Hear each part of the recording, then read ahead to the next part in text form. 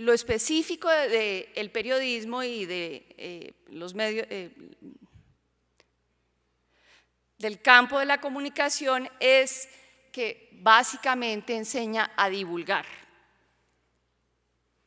Entonces, si tenemos esos dos campos profesionales, realmente todo el proceso de reconstrucción de la memoria histórica de la guerra claramente requiere de ambos campos. Requerimos de las ciencias sociales para comprender los mecanismos y requerimos de un periodismo comprometido con esas reconstrucciones de la memoria histórica para que esas narrativas se divulguen. Ahora bien, yo vengo acá también como a tratar de convencerlos que la forma en que el Grupo de Memoria Histórica reconstruyó los casos emblemáticos es también una metodología que puede servir para el periodismo. Es decir, que lo que nosotros hicimos, el cómo lo hicimos, no solo sirve para las ciencias sociales, sino que también sirve para tener un periodismo crítico y comprometido con la realidad del país. Entonces, ¿qué hicimos en Memoria Histórica? Como ustedes saben, o quizás no saben, pero entonces se los cuento.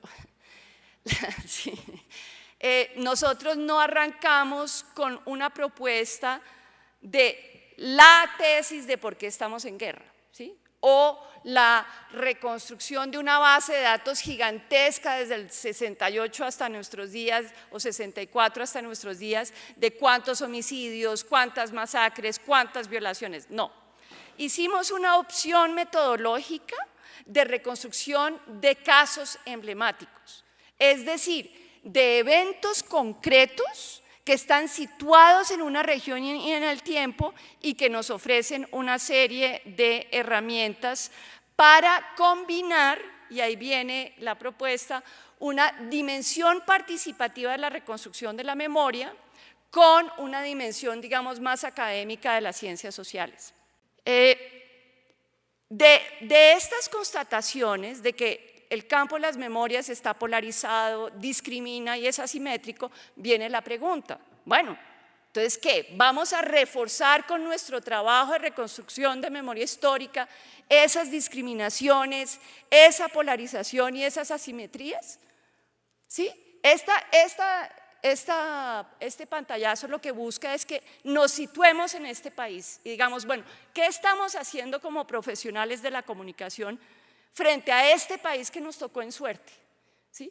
¿Y qué vamos a hacer? Vamos a reforzar estas constataciones, estos rasgos que tiene el campo de la memoria o, y ahí viene la propuesta, vamos a buscar por la vía de nuestras profesiones que realmente la reconstrucción de la memoria sea más incluyente, ¿sí? Que incorpore otras voces, que sea una narrativa mucho más plural que la que a veces construimos con base en una sola fuente, que busquemos acortar las asimetrías democratizando esas narrativas. Es decir, que cuando entrevistemos a las fuentes no tradicionales, no lo hagamos simplemente porque nos han dicho que es importante incluir la voz de las mujeres o las negritudes o los indígenas, sino porque realmente validamos esas voces y confiamos que ellas también tienen un saber que aportar sobre el conflicto colombiano. Y a través de ese reconocimiento, obviamente, yo creo que estamos haciendo un trabajo de resarcimiento y reconocimiento de las voces discriminadas. Bueno, esta me la voy a hacer. Ay, chanfle. ¿Cómo alcanzar estas propuestas? Es decir, bueno, esto suena muy bonito y uno dice, bueno, ¿y ahora qué hago? Entonces, el qué hago es, yo creo que en parte tiene que ver con lo que a mí me parece que es como el legado del Grupo de Memoria Histórica al Centro de Memoria, el mayor legado del Grupo de Memoria Histórica al Centro de Memoria, y es la metodología. Es cómo traducir esas opciones ético-políticas que yo acabo de presentar en un qué hacer. Obviamente en los casos emblemáticos no solo se trata de reconstruir las huellas del caso emblemático sobre las comunidades que se registran a través de las memorias, sino también los contextos. Y aquí quiero hacer especial énfasis porque ahí es donde el periodismo se encuentra con las ciencias sociales. No se trata solo de decir qué pasó, sino cómo era el contexto. Uy, perdón. ¿Cómo era el contexto en el que esos eventos se inscriben?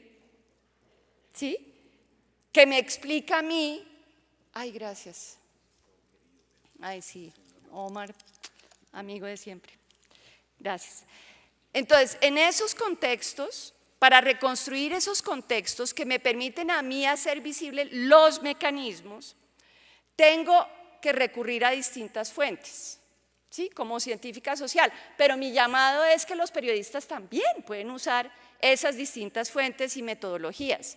Para reconstruir esos contextos que me permiten a mí hacer visibles los mecanismos, tengo que recurrir a distintas fuentes, ¿sí? Como científica social, pero mi llamado es que los periodistas también pueden usar esas distintas fuentes y metodologías.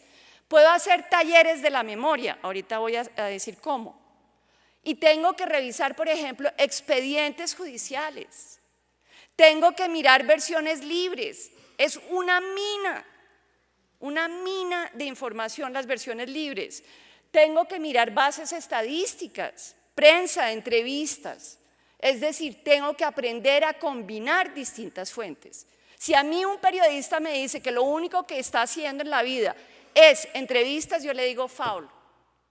Foul.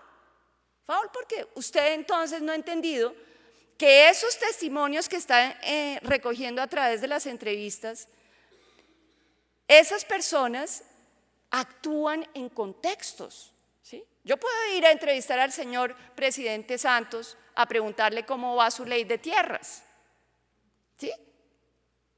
Pero las preguntas más interesantes surgen no de ¿y usted qué opina, señor presidente, y cómo le parece?, sino de una dimensión densa de la historia.